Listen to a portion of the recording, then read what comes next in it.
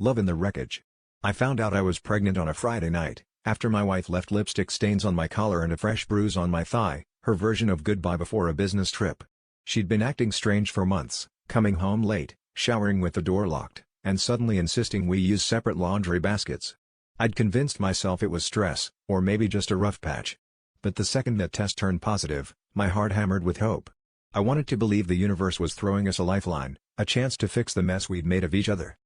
She came home 3 days later, smelling like expensive gin and someone else's perfume.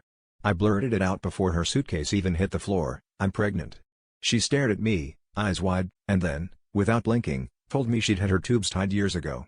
She never told me. Not when we talked about starting a family, not when I cried in her arms after another negative test, not even when she watched me skip wine at dinner just in case. I felt the ground drop out from under me. We fought, screaming so loud the neighbors banged on the walls.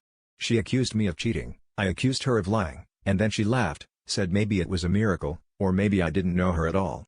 The next day, I found a receipt for a hotel room in her jacket pocket, dated the same weekend she said she was visiting her sister. No one had to spell it out. We were both living double lives, tangled up in affairs and half-truths, desperate for connection but terrified of being alone. In the days that followed, I kept thinking about the baby, whose it was, whether I even wanted it, or if it was just another secret I'd been keeping from myself.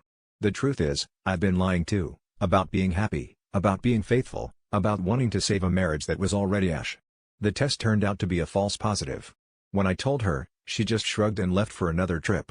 I realized then that the real betrayal wasn't hers or mine, but the lie we both told ourselves, that love could survive in the wreckage we'd made.